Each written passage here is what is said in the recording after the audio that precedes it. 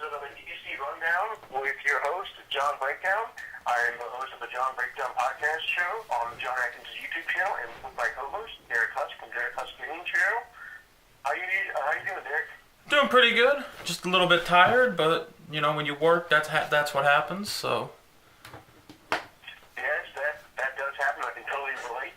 Now, let's get right into it. I know that all of our viewers have been wondering, because we haven't done a video within the last couple days, that if they haven't figured out now, they will. Our bracket has pretty much been busted, as is everyone's in the nation. Shit, mine was busted in the first weekend. No one expected this to happen. I mean, we've had so many Cinderella stories with the whole NCAA tournament and everything. But, as you know, this Week 16 is coming up this coming weekend, and the one thing I wanted to talk about, since we're doing that DC Rundown segment, is your Maryland Terrapins. They face the number one seeded Kansas Jayhawks. Now, a lot of people I've been listening on ESPN and CBS think that Kansas will be the one to win the whole NCAA tournament. I don't think so. Kansas hasn't really played anybody who can take them, take the fight to them. Yeah. Now, Maryland has one of the best teams top to bottom, and they are very well in depth. Now, if they come out with Melo Trimble, Diamond Stone, and Rashad Salman, getting all the shots, making all the shots, working together as a cohesive unit and not letting the pedal off the metal, I think you guys will upset Kansas. I actually had you guys upsetting Kansas on my bracket. I actually had you guys winning 65-64. Yeah, I think it's gonna be a 1-point game, but I have the score a lot lower. I think this is gonna come down to pure defense on Maryland's end. Basically, if we can do what we did to Hawaii and just shut them down on offense, I think it'll go really well. I think it'll be 46-47. Real low-scoring game, defensive heavy, with Maryland coming out on top. Although I really want to go 60s because I think there will be an overtime period, but I think defense is what's going to keep the Terps in. Okay. Also, we have a very great matchup this weekend between Indiana and North Carolina. Yeah, and that is... This is the group of death. That's what I called it. And we saw Kentucky fall to Indiana in an excellent game where I'm really hoping that in the regular season next year, these two schools will actually play each other. Yes. We both know that's probably not going to happen. But I actually have Indiana going over North Carolina and going into the Final Four. Yes, same here. Oh, no, sorry. I actually have Indiana going to the Elite Eight and then falling in the Elite Eight. Oh, okay. Yeah, I have them in the Final Four. Now, our Final Four picks, only 3 of mine are actually still in the tournament. I have Oregon, I have Maryland, and I have UVA. Now, in my Final Four, I actually had UVA versus Oregon, and then Maryland versus Texas. Ooh. So you had Texas pretty far. Mm-hmm. It's interesting. Yes, even though Texas lost. So now I'm saying Maryland's actually going to make it to the Elite Eight, and there they're going to face off against the winner of the Indiana-North Carolina game. Now, I think Maryland will end up facing Indiana, and I think Maryland gets some revenge for their loss earlier in the season, and they beat Indiana to punch their ticket to the Final Four. Wait. Oh, I think you may be confusing the brackets, because I think Indiana is on the right side and Maryland's on the left. Okay, sorry. Yeah, it's been a long week. Sorry, I actually think it's going to be a rematch between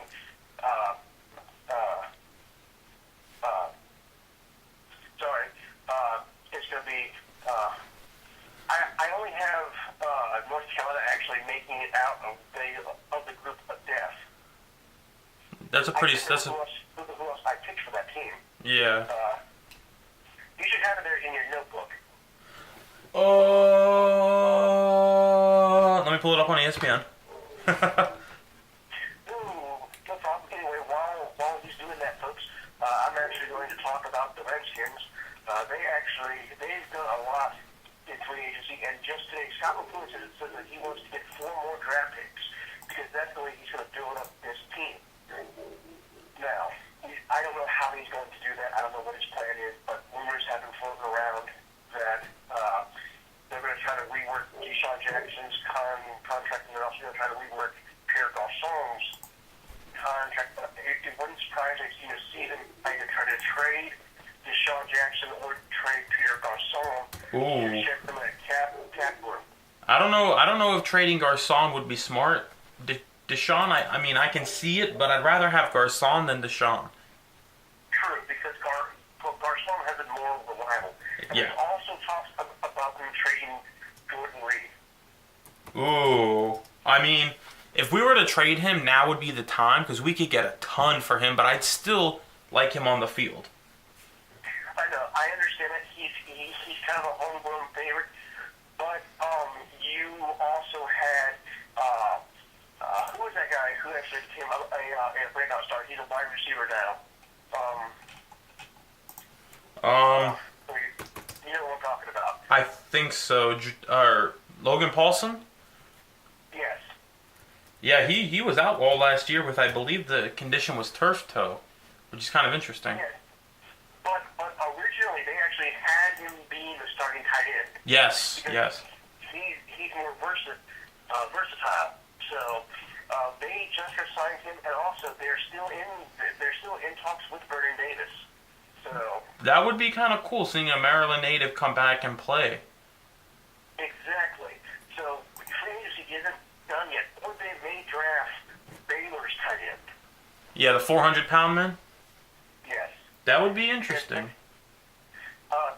They've also had a private workout with him, All right. and they've also been in talks with Braxton Miller, who is also coming up in the draft. Now, Braxton Miller is the former Ohio State quarterback. He's about 6'5". I mean, he's perfect as a wide receiver candidate. Oh, yeah. Now, John, going back to the NCAA, it's North Carolina versus Indiana, and then Notre Dame and Wisconsin in the rest of that bracket. Okay. I actually have Wisconsin beating Notre Dame. Yes, same here. Especially with the momentum they have after that buzzer beater. That was pretty damn good. That was a hell of a game. And then I'm going to say North Carolina is going to make it out of the Elite Eight. They're going to represent the group of death. The East. Wisconsin's going to represent the bottom half of that bracket. I have Maryland beating Oregon in the Elite Eight. Okay. Which I think they can do it. Or no, that would be Final Four. Maryland versus Oregon would be Final Four. There's still Miami and Villanova left in this bracket. So Okay, yeah. the South is actually proving to be the toughest with the 1 seed, the 5 seed, and the 3 and 2 seeds. So, well, actually no, because the West has 1, 2, 3, and 4. Okay. Damn. I have Maryland winning their bracket. Okay, so you have them winning the South. Yes. All right. Now, the Midwest, I have UVA winning that bracket. They should have no trouble Yeah. winning that bracket. Now, Yeah, that is all theirs. That is all theirs to lose. So you have North Carolina, UVA, and then Maryland and Oregon or Duke, and then Texas or Oklahoma, Texas A&M or Oklahoma. I have to go with Buddy Hill. I'm sorry. Yeah. I have Oklahoma winning their bracket. The West. And my last note basically is going to look like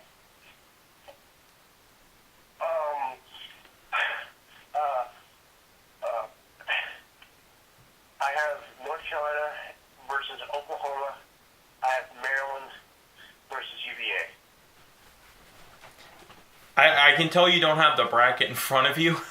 So you have North Carolina versus UVA, and then Maryland, Oklahoma? Yes. Okay.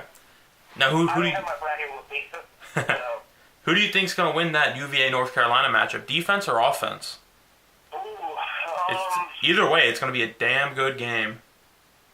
I hope it comes down to it because Roy Williams and Tony Bennett, both amazing coaches. It's really going to be a good old-fashioned David versus Goliath because UVA has never won an NCAA title to my knowledge. So I say UVA beats North Carolina, and because defense wins championships, and I think Malcolm Brogdon is just too tough of a player for North Carolina to actually contain. Plus, UVA did beat North Carolina earlier on this season. That's true. So they are actually one of the few teams to actually beat them. Now, Maryland, Oklahoma. Good game. Versus Melo Trimble. But see, the thing about Maryland, you know Melo, but you also know Jake Layman, you also know Rasheed Suleiman, you also know Diamond Stone, you also know Robert Carter. With Oklahoma, I've not heard anyone except Buddy Hield. Exactly. If you isolate him, you basically take away Oklahoma's shooting power.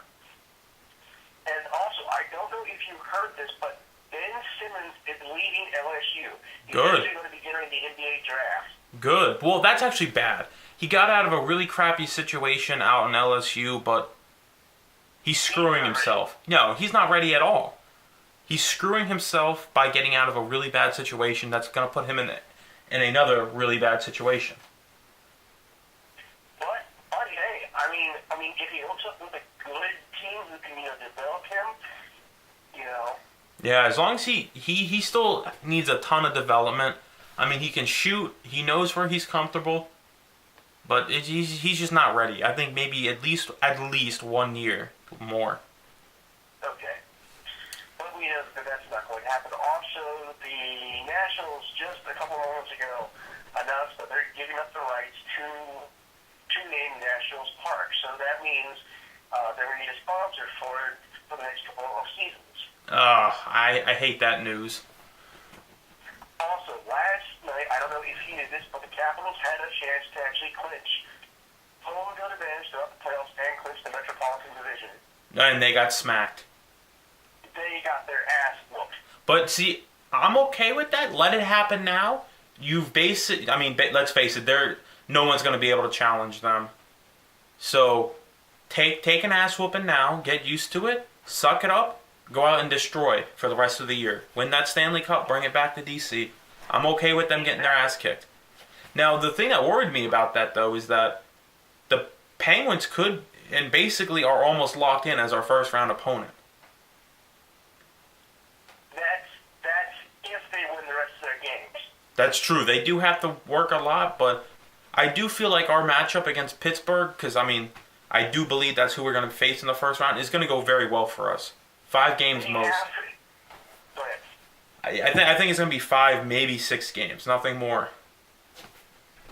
But I think this Capitals team, and I hate to say this because my girlfriend, she's a Pittsburgh Penguins fan, and I'm not a Capitals fan. I'm actually a Chicago Blackhawks fan. But I think Pittsburgh, they could be.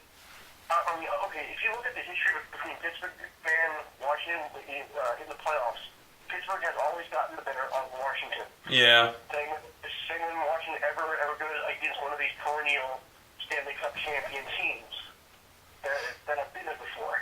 But this Washington Capitals team is different because they beat Pittsburgh 2 out of 3 this year. Same with the New York Rangers. They actually split the series.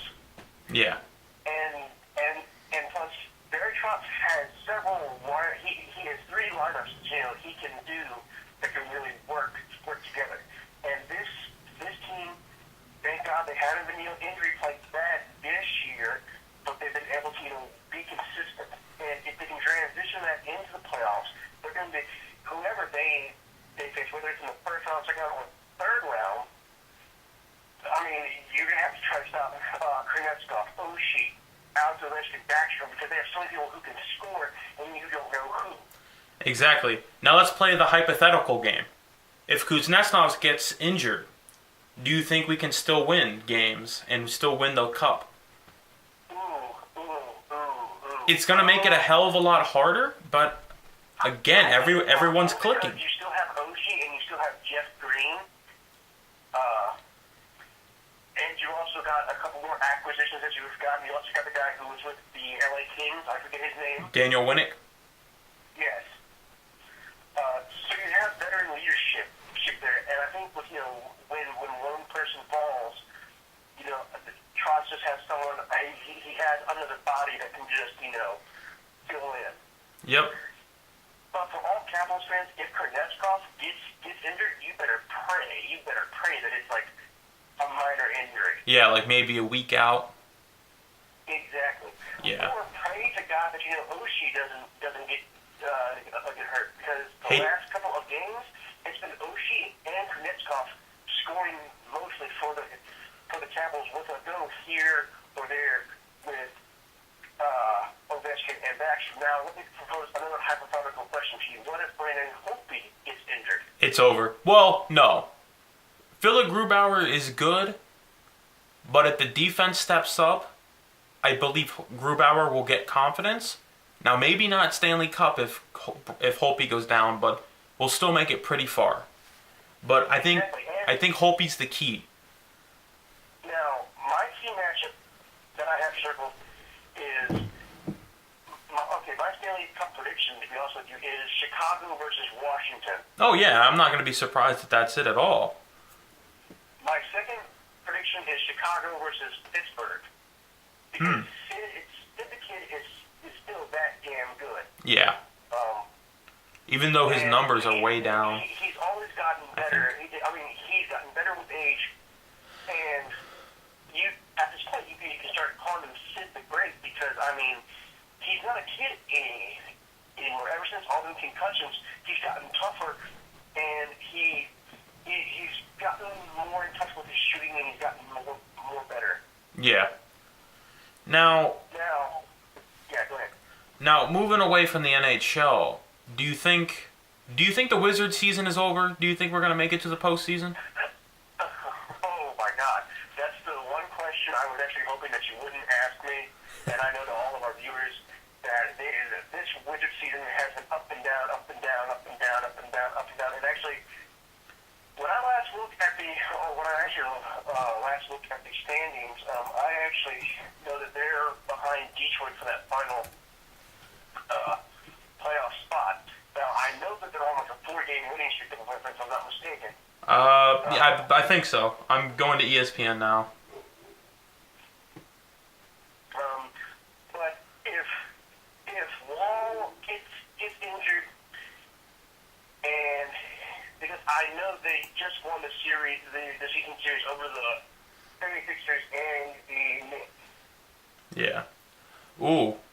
So we're 6.5 games out of first in the Southeast. We're on a 4-game win streak. However, Atlanta, the first team, is on a 5-game win streak.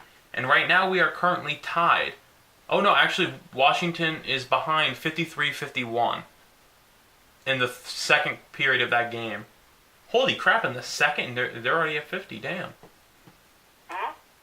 Yeah, oh man. So I'm going to pull up the, what is it? Is it wild card in basketball? Yeah. Yeah. So yeah, no, they're actually, so Chicago has the last spot. Detroit and Washington are right behind them. Washington is 2.5 out. And actually Detroit and Chicago are tied. However, Chicago has the tiebreaker. So You see, here's the thing. The Wizards actually need help if they're going to make it back to the postseason. yeah. They need Detroit and they need Chicago to lose. But if they continue to win games, the Wizards actually hold a tiebreaker over Chicago. Yes, and that could come into play. And it really and they needs also to. hold a tiebreaker over Detroit. So if we start winning and they start losing, it could really pole us into that 8th seed. Exactly. So I think the Wizards, they have a slim chance, but not a great chance of making the playoffs. Now, me personally, after watching the NBA this weekend, I don't think the Cavaliers are the favorite team to make it to the NBA Finals coming out of the East. Ooh, that's an interesting. I'm actually thinking Miami is starting to get a little hot there. Yeah. Because in this last showing against the Cavaliers, I mean, my God, okay, LeBron James did everything in his power, and it still wasn't enough. 122 points dropped on the Cavaliers. I mean, Tyronn Lue, yeah, he's a great offensive mind, but as a coach, as a very young coach, I think the Cavaliers are starting to see the seeds of destruction that they reached early on this season when they fired David Blatt. And what a crack shot that was. They scapegoat the shit out of David Blatt. That's why I can't stand LeBron. He gets coaches fired for no damn reason. Exactly, except that he wasn't able to do it with Eric Spoelstra. Because Eric was a phenomenal coach. Of course, he had Pat Riley's backing. Now, I'm not saying necessarily Miami can challenge them in the playoffs because in a playoff game, it's a 7-game series. Yep. So Miami with a young team and Dwayne Wade and Chris Bosh having health issues this whole season, it's 50-50. Yeah. Now here's a bit of breaking news. Brenda Freeze and the Maryland women's team, the number 2 seed, have lost to the number 7 Washington team, 74-65. Oh wow, the Lady Terps are actually out. And that's a shocker in my opinion, because the way Maryland steamrolled, that hurts. That hurts. So now it's up to the men's team to try to find a way. But I think the ladies Maryland team did something this year that they weren't able to do last year, because last year they didn't win the Big Ten title. That's true. Yeah, Ohio State did. Exactly. So I think they just have to look at this as a learning experience and just try better next year, because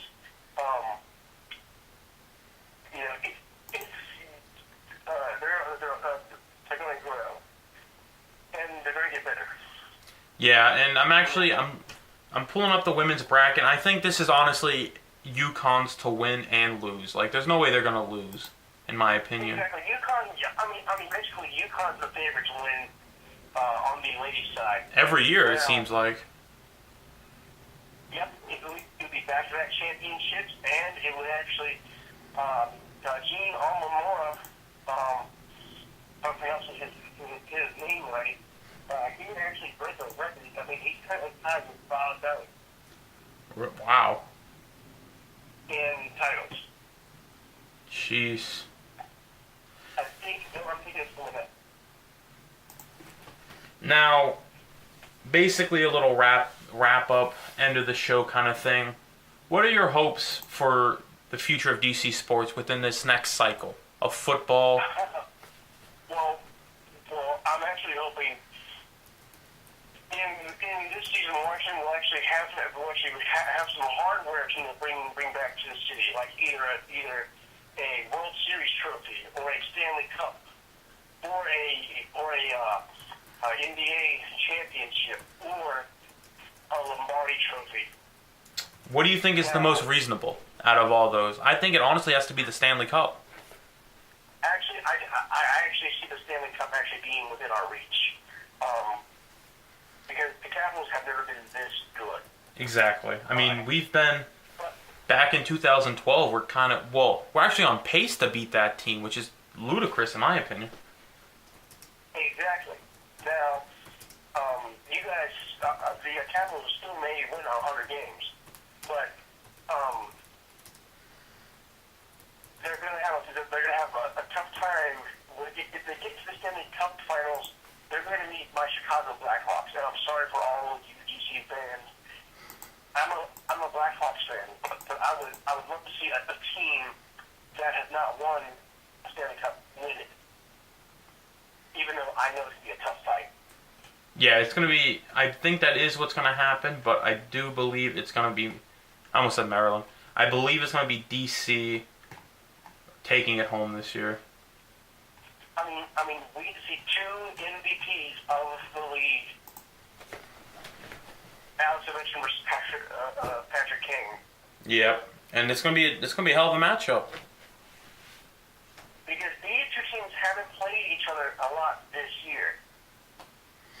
Yeah. I don't think these two teams have played each other at all this year. I think it's 2, and I think it's split.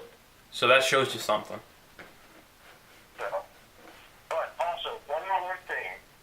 I'm also predicting Maryland to win a college football championship title or bowl this year. Yeah, no, it's going to be a bowl, if that, but it's not going to be the national title. But I think they're going to start to get up there. Yeah, I mean, I think we have one of the best wide receiver class of all time. 3 4-star wide receivers. That's pretty damn good. Exactly. Now, I also want to give my condolences to the Baltimore Ravens. They lost a very young, versatile player within the last week. Yep. Now that's tough. He was a hell of a kid. And I mean, Yes. 25 years old, that's a kid. I mean, he's my age. Yeah. So, He had a lot more in him. So, all right, guys, we're going to wrap up this DC rundown. We'll be doing it next week, probably on Monday or Tuesday, or probably later on in the week. Again, I am your host, John Breakdown of the John Breakdown Podcast Show, Breakdown Nation. You can check out my link with the below. You can also check out Derek Huff's streaming channel. It'll be below. And Derek, any last words? Go Caps. Don't screw yourselves. That's all I'm saying. Do not screw yourselves. And John, depending on how Maryland does, I kind of want to do another one this Thursday. Okay, all right, I'm game. Now, obviously, if they lose, I'm going to be pissed and I'm just going to be in my room doing nothing, but... well, let's not forget, my Cavaliers also play within that time frame. So, That's true, yeah. So you may see 4 podcasts in the next week, or you might see none for the next year. Depending on how both of our teams go, but also just a little tidbit. RG3 did visit the Cleveland Browns, and they said that they had a really good visit. If he goes there, I hope he gets a chance at the starting job, and I hope he does well. I feel like he got a bum deal, but I also feel like he bought into the hype. And I hate to diss a former Heisman Trophy winner, but this kid just, I mean, he was Johnny Manziel before Johnny Manziel even got into the league. Yeah. Him and Kaepernick as well. Exactly, and both these guys, I mean, we're going to see what happens. Also, I was reading on CNBC that